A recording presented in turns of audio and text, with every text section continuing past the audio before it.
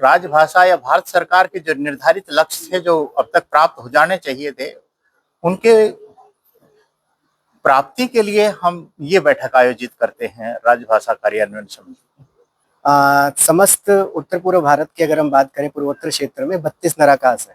तो 32 नराकास में से नराकास सिलचर भी एक अग्रणी नराकास है, जिसके अंतर्गत 74 सदस्य कार्यालय आते हैं।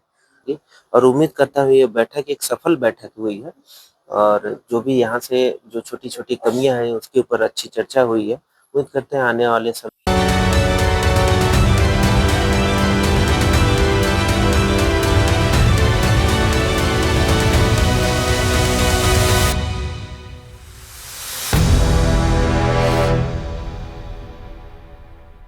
नराकास सिलचर की 64वीं बैठक संपन्न।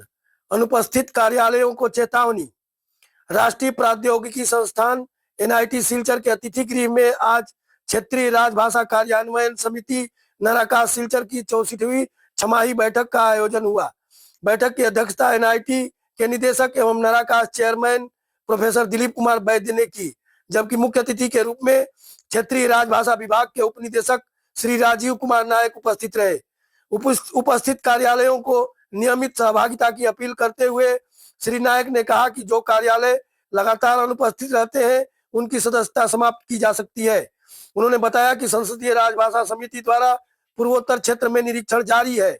बैठक में असम विश्वविद्यालय, केंद्रीय विद्यालय संगठन, सीमा सुरक्षा बल, state bank, railway, LIC, ONGC, वायुसेना, इनकम टैक्स, असम राइफल्स जैसे अनेक प्रतिष्ठित संस्थानों के प्रतिनिधियों ने भाग लिया और राजभाषा हिंदी के प्रचार प्रसार हेतु सक्रिय भागीदारी का संकल्प लिया। कार्यक्रम में वक्ताओं ने हिंदी को सरल, व्यवहारिक और जन सुलभ बनाने पर बल दिया। एनआईटी निदेशक प्रोफेसर वैद्य ने कहा कि हिंदी हमारी सांस्कृतिक एकता की पहचान है और इसका प्रभावी क्रियान्वयन राष्ट्रीय एकता को मजबूत करेगा। स्वागत वक्तव्य में सदस्य सचिव डॉक्टर सौरभ वर्मा ने कहा कि राजभाषा अनुपालन हमारा संवैधानिक उत्तरदायित्व है। सभा को असम विश्वविद्यालय के कुलपति प्रोफेसर राजीव मोहन पंत, राजभाषा के सहायक निदेशक देवानंद दास और कई अन्य वक्ताओं ने भी संबोधित किया। प्रेरणा भारती डिजिटल न्यूज नेटवर्क के प्रतिनिधि ने कुछ प्रमुख अधिकारियों से बातचीत की। औद्योगिकी संस्थान में नगर राजभाषा कार्यान्वयन समिति सिलचर की 64वीं छमाही बैठक आयोजित हुई है और हम बात कर रहे हैं क्षेत्रीय कार्यान्वयन राजभाषा विभाग के उप निदेशक माननीय राजीव कुमार नायक जी से। हम इनसे जानना चाहते हैं कि ये नराकास की बैठक आयोजन के पीछे उद्देश्य क्या है। देखिए, नराकास जो बैठक है ये एक संयुक्त मंच है जिसमें विभिन्न जितने भी सरकारी कार्यालय हैं, बैंक हैं, वित्तीय संस्थान हैं, उनको एक मंच देकर राजभाषा से संबंधित जितने भी जुड़े कार्य हैं उसको एक मंच पर लाकर उनकी समस्याओं का निदान करना और दूसरे विभाग के अंदर जो राजभाषा के क्षेत्र में अच्छे काम हो रहे हैं वो दूसरे कार्यालयों के साथ साझा करना है ताकि उन कार्यालयों में भी अच्छी तरह से वो काम हो सके। और साथ ही हमारे जो भी भारत सरकार की तरफ से राजभाषा से संबंधित दिशा निर्देश है वो इस बैठक में कार्यालय प्रमुख की उपस्थिति में उसके ऊपर चर्चा की जा सके ताकि कार्यालयों में अच्छी तरह से उसका कार्यान्वयन हो सके। इसलिए नराकास की हर बैठक छमाही में की जाती है। इस बैठक में कार्यालय के कार्यालय प्रमुख उपस्थित रहते हैं जिनकी उपस्थिति में राजभाषा संबंधित विभिन्न विषयों पर चर्चा की जाती है और आगे का जो भी रहता है दिशा निर्देश इस मंच से दिया जाता है। भारत सरकार बहुत सारे प्रयास कर रही है राजभाषा अनुपालन के लिए, तो आज की यहाँ बैठक में आपको उसके कुछ परिणाम मिले हैं क्या? नहीं, ये बहुत ही ये हमारे लिए हर्ष का विषय है कि पूर्वोत्तर क्षेत्र में और सिलचर में इतनी अच्छी बैठक आयोजित की जा रही है और हमारे साथ में कई कार्यालय के कार्यालय प्रमुख हैं, हमारे साथ हमारे आयुक्त सर भी हैं। ये हमारे लिए उदाहरण है कि कार्यालय इतने बड़े स्तर के अधिकारी इस बैठक में उपस्थित हो रहे हैं और इन्हीं के मार्गदर्शन में इनके अधीनस्थ जितने कार्यालय हैं, जितने स्कूल हैं, उसमें राजभाषा का कार्यान्वयन के ऊपर आगे की जो गति है सर के माध्यम से ये होगी और उम्मीद करता हूँ ये बैठक एक सफल बैठक हुई है और जो भी यहाँ से जो छोटी-छोटी कमियां हैं उसके ऊपर अच्छी चर्चा हुई है। उम्मीद करते हैं आने वाले समय में राजभाषा का स्तर और भी बढ़िया रहेगा। और यहाँ तो पूर्वोत्तर में सब सहर्ष स्वीकार करते हैं इसको, और अच्छी तरह से कार्यालय में के प्रयोग में लाएंगे। इस बैठक में जो चर्चा हुई है सार्थक रही है। संगठन के सहायक निदेशक सहायक आयुक्त जी से मैं इनसे जानना चाहता हूं कि ये जो नराकास की बैठक हुई है, आपके कितने सदस्य कार्यालय उपस्थित थे और आगे की योजना क्या है आपकी? यहाँ पर हमारे जो है इस क्लस्टर में लगभग 8 कार्यालय कार्यरत हैं और 8 के 8 आज उपस्थित रहे हैं। और जहाँ तक इस बैठक का जो उद्देश्य है, वो उद्देश्य है राजभाषा जो वास्तव में जो कार्यालय ही कार्य है उनके अंदर प्रोत्साहित करना, कि हम एक दूसरे के साथ में किसी भी प्रकार का कोई विलगाव ना हो और किसी प्रकार का कोई हडल ना हो, और जो राजभाषा या भारत सरकार के जो निर्धारित लक्ष्य थे जो अब तक प्राप्त हो जाने चाहिए थे, उनके प्राप्ति के लिए हम ये बैठक आयोजित करते हैं राजभाषा कार्यान्वयन समिति। सिलचर के सदस्य सचिव डॉक्टर सौरभ वर्मा जी से, जो बहुत ही प्रयास कर रहे हैं राजभाषा अनुपालन के लिए। आज 64वीं बैठक में सौरभ जी, आपने क्या मिला 64वीं बैठक से, क्या निर्णय हुए और क्या आगे की योजनाएं? नमस्कार। मैं सर्वप्रथम तो प्रेरणा भारती के दर्शकों का अभिवादन करना चाहूँगा। समस्त उत्तर पूर्व भारत की अगर हम बात करें, पूर्वोत्तर क्षेत्र में 32 नराकास है। तो 32 नराकास में से नराकास सिलचर भी एक अग्रणी नराकास है, जिसके अंतर्गत 74 सदस्य कार्यालय आते हैं। तो आज की उपस्थिति में हम लोगों ने देखा कि 74 में से 40 कार्यालय मौजूद थे। हमारे बीच में आज मौजूद हैं श्री राजीव कुमार नायक जी, जो कि उप निदेशक हैं क्षेत्रीय कार्यान्वयन कार्यालय गुवाहाटी से। तो हमने सभी सदस्य कार्यालयों से आज का तिमाही प्रतिवेदन मंगवाया था और उनकी समीक्षा भी की गई, और ये पाया गया कि सभी सदस्य कार्यालय हिंदी राजभाषा के प्रचार एवं प्रसार के लिए बहुत ही अत्यंत महत्वपूर्ण कार्य कर रहे हैं और अपने अपने कार्यालयों में राजभाषा के प्रचार एवं प्रसार को बढ़ावा दे रहे हैं। आगे आने वाले समय में भी निरंतर इसी तरह की बैठकें जारी रहेगी, और हम अगली बैठक जो कि अक्टूबर माह में होनी तय हुई है नराकास सिलचर की, वहाँ पर हम जो भी नराकास सिलचर के अंतर्गत जो कार्यालय हैं, अगर वो अच्छा कार्य कर रहे हैं तो हम उन्हें पुरस्कृत भी करेंगे। धन्यवाद। उसके ऊपर कैसे कार्रवाई की जा सके, इसलिए नराकास का गठन किया गया था। नराकास का गठन केवल इसलिए नहीं है कि केवल औपचारिक बैठक है। इस बैठक में बहुत श्रम लगता है, और जिस भी आज पूर्वोत्तर क्षेत्र में 32 कार्यालयों के पास नराकास है, आप जिन भी कार्यालयों के पास नराकास है, एक बैठक कराने में बहुत ही समस्या, आज सबसे बड़ी समस्या आ रही है कि जो सदस्य हैं उनकी उपस्थिति, जो उपस्थित हैं अगर उनका स्थानांतरण हो रहा है, किसी कारण नहीं आ रहे हैं, तो सदस्य सचिव को सूचित भी करना ये नहीं समझते हैं कि उनको सूचित कर दिया जाए कि हम उपस्थित नहीं होंगे या ये नहीं आएंगे। तो ये भी एक समस्या है। और दूसरी, जो जिनके पास नराकास है उनके लिए दिक्कत आ रही है कि इनकी जो रिपोर्ट होती है वो सीधे गृह मंत्रालय राजभाषा विभाग को उपस्थिति रजिस्टर के साथ दी जाती है। तो आप आज की जो उपस्थिति रजिस्टर है, पिछले बैठक की जो उपस्थिति रजिस्टर है, यह स्कैन करके गृह मंत्रालय को भेजी जाती है। अब इस बात का आप अंदाजा लगाइए कि ऐसे कार्यालय जो लगातार उपस्थित हो रहे हैं, तो उनकी ऐसे ही पार्लियामेंट्री कमेटी के दौरान ऐसे ही आपको सामना करना पड़ेगा, जिसका जवाब आपके कार्यालय प्रमुख को देना पड़ेगा। और 6 महीने, मुझे नहीं लगता है कि 6 महीनों में एक दिन के लिए 2 घंटे का समय किसी भी कार्यालय के पास न हो। तो सबसे पहला इस मंच से विनम्र अनुरोध है कि आप जितने लोग लगातार आ रहे हैं, नराकास के साथ संपर्क बनाए रखें। जो लोग नए जुड़े हैं वो भी संपर्क में रहें। हम शुरुआत इस टोन पर नहीं करना चाह रहे थे, लेकिन लगातार सौरभ जी से भी बात हुई थी, तो मुझे भी पूर्वोत्तर में घूमते घूमते बस इस बात का बहुत, कई जगहों पर जाते जाते इस बात सफर मुझे लगता है कि इसी अमृतकाल में पूर्ण हो जाएगा।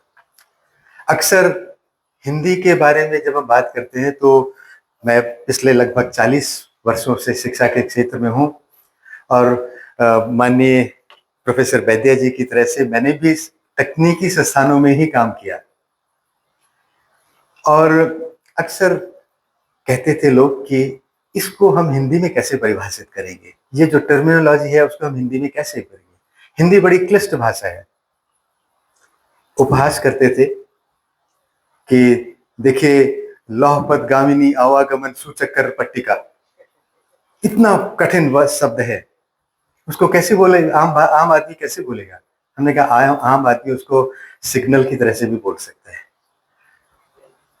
दुग्ध शर्करा मिश्रित वाष्पमय पेय, उसको हम चाय कह सकते हैं, कोई बड़ी मुश्किल नहीं है। ऐसे शब्द अंग्रेजी में भी बहुत है। जो लोग अंग्रेजी को आगे बढ़ाने के लिए कहते हैं कि अंग्रेजी बहुत सरल भाषा है, तो उनको शशि थरूर जी को सुनना चाहिए। फ्लॉक्सीनोसिनी हीलिफिलिफिकेशन, जिसको बड़े सरल शब्दों में अंग्रेजों ने कह दिया कि वर्थलेस। तो हम हिंदी में भी ऐसे शब्दों का चयन कर सकते हैं। हिंदी को जितना सरल बनाएंगे उतना आसानी से प्रसारित होगी। और ये अवधारणा गलत है कि तकनीकी शिक्षा या किसी प्रकार की प्रबंधन की शिक्षा, मैं खुद प्रबंधन का शिक्षक रहा हूँ, मेरा मानना यह है कि हर प्रकार की शिक्षा अपनी मातृभाषा में हो सकती है। हम उदाहरण ले रूस का, वहाँ तो सारी भाषा रूसी भाषा, सारे पढ़ाई रूसी भाषा में होती है। एक बड़ा विश्व का एक बड़ा क्षेत्र है जहाँ पे कि स्पेनिश भाषा बोलते हैं। फ्रांस में सभी लोग फ्रेंच बोलते हैं। हम ही लोगों को अंग्रेजी का इतना लगाव क्यों है? क्योंकि हम अभी भी उस गुलामी की मानसिकता से उबर नहीं पाए हैं। आवश्यकता है कि हम सब मिलके प्रयास करें कि अपनी राजभाषा को राष्ट्रभाषा कंट्रीब्यूशन दें। मुझे कामिल बुल्के जी, जो कि हिंदी के बहुत बड़े विद्वान थे, उनके शब्द याद आते हैं जो कि कहते थे कि हिंदी तो समस्त भाषाओं की जननी है, समस्त भाषाओं की रानी है। उन्होंने ये शब्द हिंदी के बारे में बोले थे। तो मुझे लगता है कि अब समय आ गया है। ये जो अमृतकाल का दौर है, ये हमारे प्रधानमंत्री जी कहते हैं यही समय है, सही समय है। हम सब लोग एक बार पूरी प्रतिबद्धता के साथ हिंदी को आगे बढ़ाने का काम करें। और ये जो आंदोलन में आप सब लोग जुड़े हुए हैं, मैं इस आंदोलन के लिए आप सबकी सहभागिता के लिए आपका आभार व्यक्त करता हूं, आपको शुभकामनाएं देता हूं और मुझे पूरा विश्वास है कि हम होंगे कामयाब। ये आग्रह करना चाहूँगा कि वो लोग शुरुआत करें और पहले थोड़ा करने का टारगेट रखें, क्योंकि कुछ ना करने से थोड़ा करना हमेशा अच्छा होता है। जैसे कि वो लोग पहले अपने कार्यालय के उन क्षेत्रों के छोटे छोटे कागजात, तो जो कि धारा 3(3) के अंतर्गत आते हैं, को हिंदी में करने का टारगेट रखें। मैं उन सभी कार्यालयों का दिल से धन्यवाद एवं बधाई देना चाहता हूं जिन्होंने राजभाषा के क्षेत्रों में अच्छा दर्शन किया है, एवं यह उम्मीद करता हूं कि बाकी सभी कार्यालय भी इसी दिशा में आगे बढ़ेंगे। मैं पुनः ये दोहराता हूं कि NIT सिलचर राजभाषा की दिशा में प्रतिबद्ध है और हमसे जो भी हो पाएगा वो हम करने की कोशिश करते रहेंगे। के अंतर को कम करना है।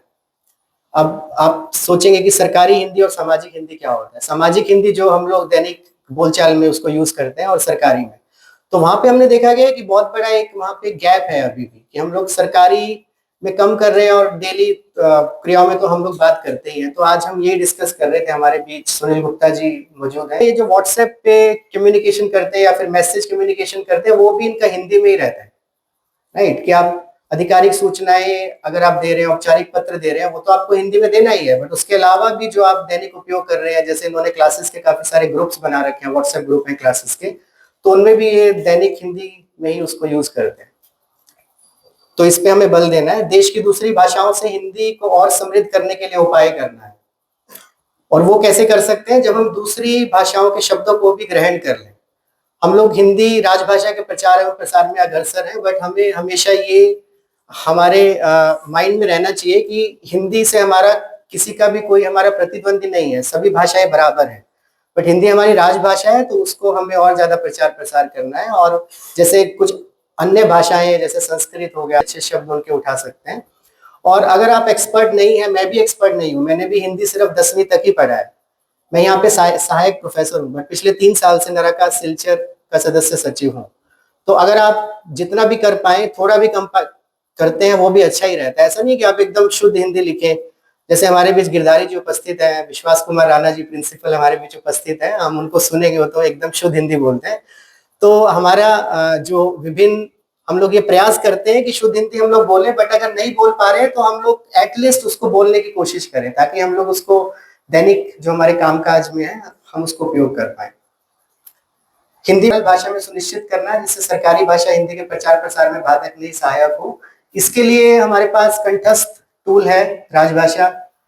मैं आशा करता हूं, और आपके जो तिमाही प्रगति रिपोर्ट आप लोग भरते हैं उसके अंदर भी हमने ये देखा है कि आप लोग समय समय पर जो आपकी प्रयोगशाला वगैरह रहती है, कार्यशाला आप लोग करवाते हैं उसके अंदर, और कार्यशाला में आप सभी को ट्रेन करते हैं, तो वो बहुत अच्छा एक हम उसको यूज कर सकते हैं। आजकल चैट जीपीटी है, आर्टिफिशियल इंटेलिजेंस है, उसको भी उपयोग करके आप अपना हिंदी का ट्रांसलेशन अनुवाद जो प्रक्रिया है उसको आप बहुत इजीली यूज कर सकते हैं। क्या भिन्न है इच्छा पूरी हो क्यों मन की, ज्ञान दूर कुछ क्रिया भिन्न है इच्छा पूरी हो क्यों मन की, एक दूसरे से मिल न सके या विडंबना है जीवन की। तो हम जो राजभाषा को लेकर जो सोच रहे हैं ना, करना कुछ और चाहते हैं और करने का तरीका कुछ और करते हैं, अपनाते हैं, तो आपको परिणाम जो है वो कहाँ, वांछित परिणाम कैसे मिलेगा? ये संभव ही नहीं है।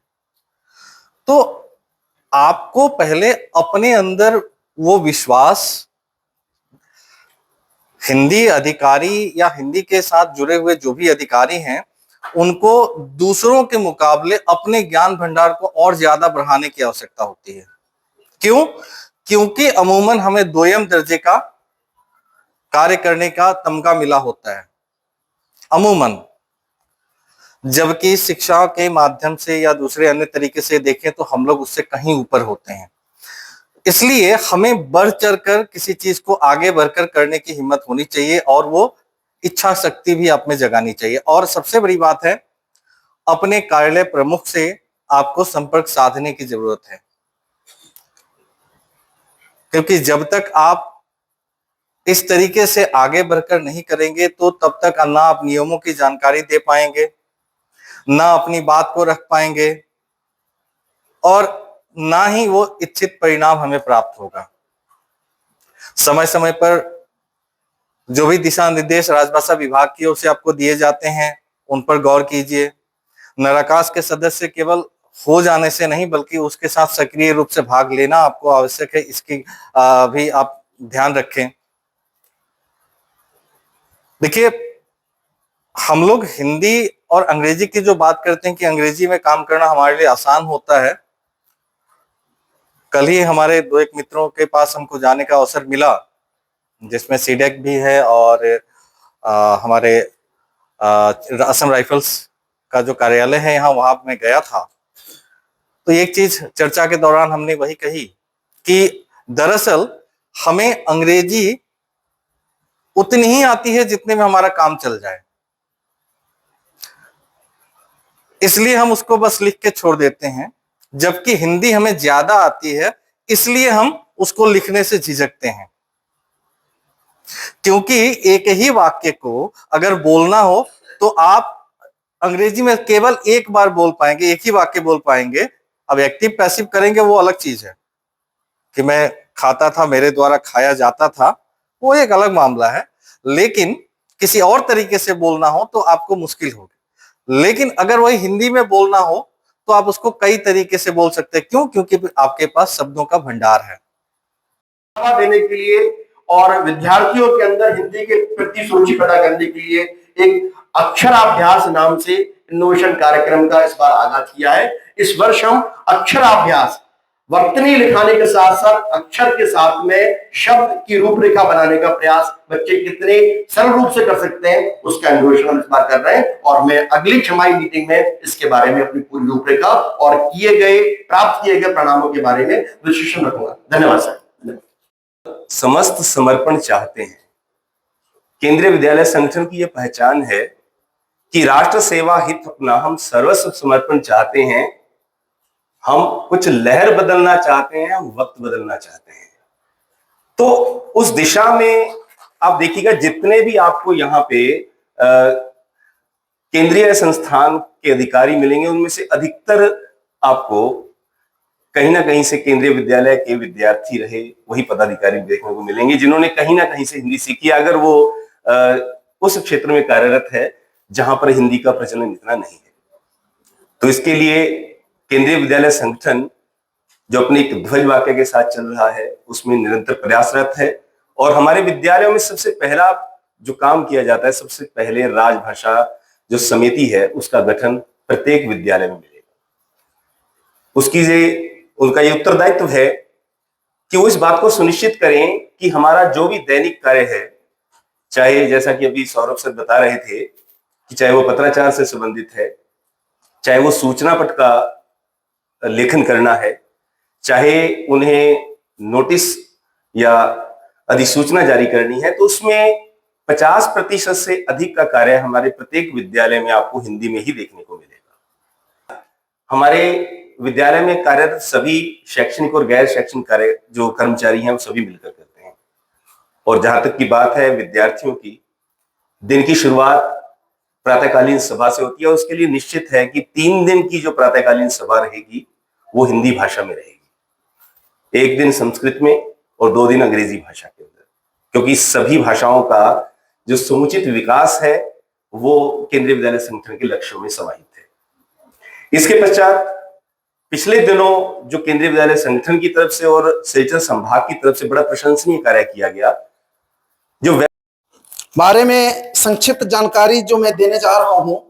प्रगत संगणन विकास केंद्र सीडेक पूर्वोत्तर केंद्र सीने सिलचर भारत सरकार की इलेक्ट्रॉनिकी और सूचना प्रौद्योगिकी मंत्रालय की एक प्रमुख अनुसंधान एवं विकास संस्था है जो आईटी, इलेक्ट्रॉनिक्स और सहयोगी क्षेत्रों में अनुसंधान एवं विकास कार्य के लिए कार्यरत है। फरवरी 2024 को दक्षिण असम के सिलचर शहर में स्थित एनआईटी सिलचर के हरित परिसर के अंदर सीडेक पूर्वोत्तर केंद्र ने अपना 11वां कार्यान्वयन संचालित किया। यह केंद्र एनआईटी सिलचर नाराकास के वर्ष 2022 से सदस्य कार्यालय भी है।